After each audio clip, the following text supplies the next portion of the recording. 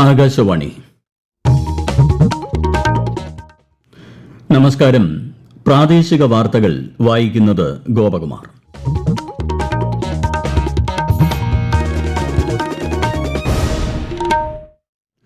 പ്രധാന വാർത്തകൾ. India Indonesia ഉഭയകക്ഷി ബന്ധം സമീപകാലങ്ങളിൽ കൂടുതൽ ശക്തിയാർജിച്ചതായി വിദേശകാര്യമന്ത്രി എസ് ജയശങ്കർ. ചലച്ചിത്ര നടൻ സലീം കുമാറിന് കേരളത്തിന്റെ യാത്രാമൊഴി അനുശോചിച്ച് പ്രധാനമന്ത്രി, മുഖ്യമന്ത്രി അടക്കമുള്ള പ്രമുഖർ. സംസ്ഥാനത്ത് ആലപ്പുഴയിലും കോഴിക്കോടും ഷിഗല്ല രോഗം റിപ്പോർട്ട് ചെയ്തതായി ആരോഗ്യമന്ത്രി കെ മുരളീധരൻ.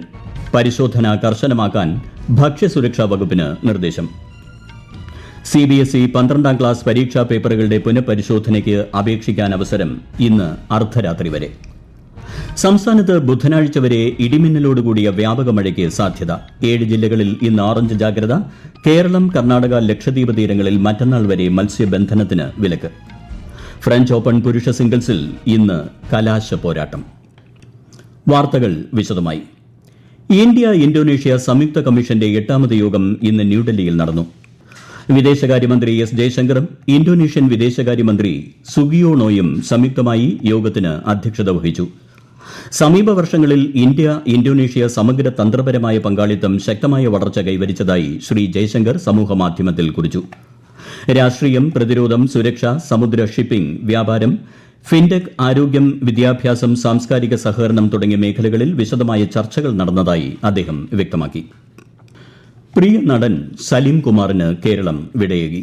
വൈകിട്ട് 3:30 എറണാകുളം പറവൂരിലെ വീട്ടുവളപ്പിലാണ് ഭൌതിക ശരീരം സംസ്കരിച്ചത്. മുഖ്യമന്ത്രി VD. Satheesan, deputy speaker Shanimol Usman, cinema സാംസ്കാരിക വകുപ്പ് മന്ത്രി പി.സി. വിഷ്ണുനാഥ്, എംപിമാരായ ഹൈബി ഈഡൻ, കെ.സി. വേണുഗോപാൽ, സിനിമാ മേഖലയിലെ സഹപ്രവർത്തകർ തുടങ്ങി ഒട്ടേറെ പേരുടെ സാന്നിധ്യത്തിലാണ് സംസ്കാര ചടങ്ങുകൾ നടത്തിയത്. ഔദ്യോഗിക ബഹുമതികളോടെയായിരുന്നു സംസ്കാര ചടങ്ങുകൾ. പറവൂർ ടൌൺഹാളിലും തുടർന്ന് സ്വന്തം വസതിയിലും ഭൌതികദേഹം പൊതുദർശനത്തിനായി വെച്ചപ്പോൾ ആയിരക്കണക്കിന് ആളുകൾ അന്ത്യോപചാരം അർപ്പിക്കാനായി എത്തി.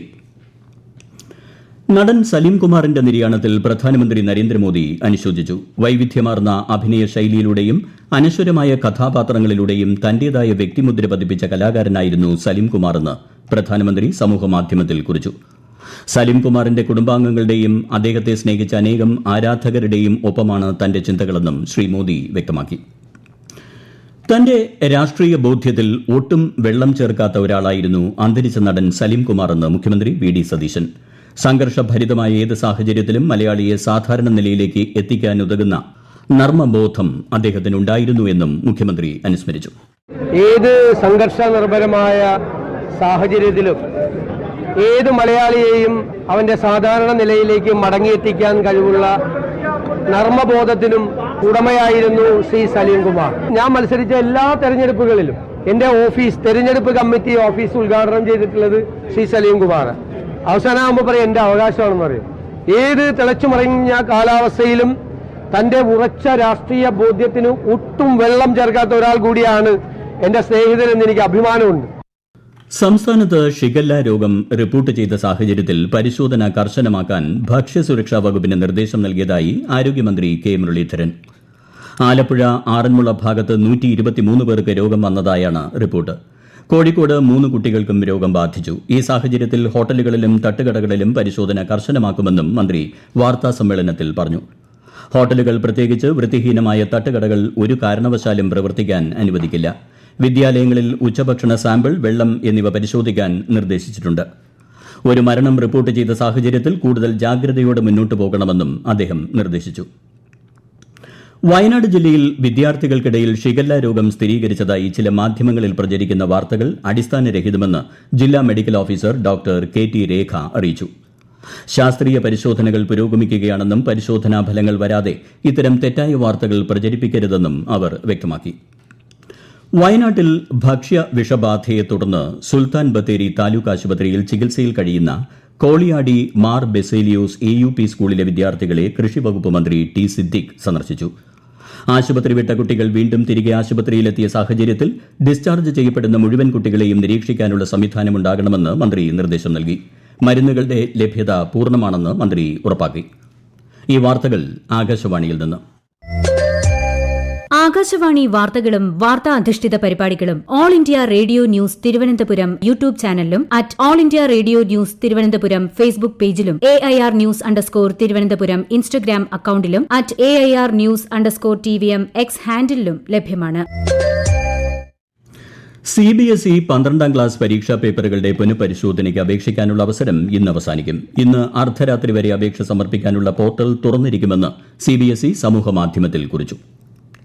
സംസ്ഥാനത്ത് കാലവർഷം ശക്തി പ്രാപിക്കുന്നു. ബുധനാഴ്ച വരെ ഇടിമിന്നലോടുകൂടിയ വ്യാപക മഴയ്ക്കും ശക്തമായ കാറ്റിനും സാധ്യതയെന്ന് കേന്ദ്ര കാലാവസ്ഥാ വകുപ്പ് അറിയിച്ചു.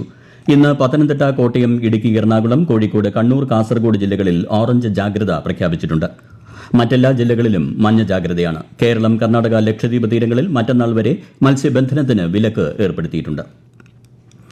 സംസ്ഥാനത്ത് മഴ ശക്തമാകുന്ന സാഹചര്യത്തിൽ സംസ്ഥാനത്ത് ദുരന്ത നിവാരണ അതോറിറ്റി പൊതുജനങ്ങൾക്കായി ജാഗ്രതാ നിർദ്ദേശം പുറപ്പെടുവിച്ചു. വിശദാംശങ്ങളിലേക്ക്.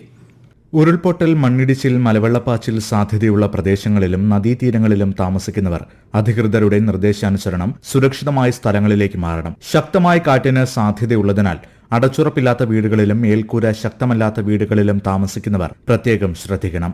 ശക്തമായ മഴയുള്ളപ്പോൾ നദികളിലോ മറ്റ് ജലാശയങ്ങളിലോ കുളിക്കാനോ മീൻ പിടിക്കാനോ മറ്റാവശ്യങ്ങൾക്കോ ഇറങ്ങരുതെന്ന് നിർദ്ദേശമുണ്ട്. അറ്റകുറ്റപ്പണികൾ നടക്കുന്ന റോഡുകളിലും ജാഗ്രത പാലിക്കുക. ജലാശയങ്ങൾ കരകവിഞ്ഞൊഴുകുന്ന ഇടങ്ങളിൽ വാഹനം ഓടിക്കാൻ ശ്രമിക്കരുത്. സ്വകാര്യ പൊതുയിടങ്ങളിൽ അപകടാവസ്ഥയിൽ നിൽക്കുന്ന മരങ്ങൾ, പോസ്റ്റുകൾ, ബോർഡുകൾ തുടങ്ങിയവ മാറ്റി സുരക്ഷിതമാക്കണം. പത്തനംതിട്ട തണ്ണിത്തോട്ടിൽ ശക്തമായി വീശിയടിച്ച കാറ്റിൽ സ്കൂൾ കെട്ടിടത്തിന്റെ മേൽക്കൂര പറന്നുപോയി. തണ്ണിത്തോട് സെന്റ് ബെനഡിക്ടസ് ഹൈസ്കൂളിലാണ് ഉച്ചയ്ക്ക് 12 മണിയോടെ അപകടം ഉണ്ടായത്. ശക്തമായ കാറ്റിൽ കെട്ടിടത്തിന്റെ മുകൾ ഭാഗത്തെ ഷീറ്റുകൾ പാടെ ഇളകി ദൂരേക്ക് തെറിച്ചുപോവുകയായിരുന്നു. കണ്ണൂരിൽ രാവിലെ കനത്ത മഴ ലഭിച്ചു. ജില്ലയിൽ ഇന്ന് ഓറഞ്ച് ജാഗ്രതയാണ്. കൂടുതൽ വിവരങ്ങളുമായി ആകാശവാണി കണ്ണൂർ ജില്ലാ പ്രതിനിധി KO ശശിധരൻ. താഴ്ന്ന പ്രദേശങ്ങളിൽ വെള്ളക്കെട്ട് രൂപപ്പെട്ടിട്ടുണ്ട്. ദേശീയപാത 66ന്റെ ഭാഗമായുള്ള സർവീസ് റോഡുകളിൽ പലയിടത്തും വെള്ളം കയറിയിട്ടുണ്ട്. തളിപ്പറമ്പ് കുപ്പത്ത് CH നഗറിലെ 30ഓളം വീടുകളിൽ വെള്ളവും ചെളിയും ഒലിച്ചിറങ്ങി. കടകളിലും വെള്ളം കയറി. വലിയ കുന്നുകളിടിച്ച ഭാഗത്ത് മഴയിൽ മണ്ണിടിഞ്ഞിട്ടുണ്ട്. ഇടുക്കി ജില്ലയിലെ മലയോര മേഖലകളിൽ രാത്രി യാത്രയ്ക്ക് നിരോധനം ഏർപ്പെടുത്തി ജില്ലാ കളക്ടർ. ശക്തമായ മഴ പെയ്യുന്നതിനാലും മലയോര മേഖലകളിൽ മണ്ണിടിച്ചിൽ, ഉരുൾപൊട്ടൽ സാധ്യത നിലനിൽക്കുന്നതിനാലും ദുരന്ത സാഹചര്യം ഒഴിവാക്കുന്നതിനാണ് നടപടി. രാത്രി 7 മണി മുതൽ രാവിലെ 6 മണി വരെയാണ് നിരോധനം. ഫ്രഞ്ച് ഓപ്പൺ ടെന്നീസ് പുരുഷ സിംഗിൾസ് ഫൈനൽ ഇന്ന്. പ്രാദേശിക സമയം 3 മണിക്കാണ് മത്സരം. ജർമ്മനിയുടെ അലക്സാണ്ടർ സോരേവ്, ഇറ്റലിയുടെ ഫ്ലാവിയോ കോബോളി എന്നിവരാണ് കലാശ പോരാട്ടത്തിൽ മാറ്റുരയ്ക്കുന്നത്. ഇന്നലെ നടന്ന വനിതാ സിംഗിൾസിൽ റഷ്യൻ താരം മിറ ആൻഡ്രേവ കിരീടം അണിഞ്ഞിരുന്നു. പ്രധാന വാർത്തകൾ വീണ്ടും. ഇന്ത്യ ഇന്തോനേഷ്യ ഉഭയകക്ഷി ബന്ധം സമീപകാലങ്ങളിൽ കൂടുതൽ ശക്തിയാർജിച്ചതായി വിദേശകാര്യമന്ത്രി S ജയശങ്കർ. ചലച്ചിത്ര നടൻ സലിം കുമാറിന് കേരളത്തിന്റെ യാത്രാമൊഴി. അനുശോചിച്ച് പ്രധാനമന്ത്രി, മുഖ്യമന്ത്രി അടക്കമുള്ള പ്രമുഖർ.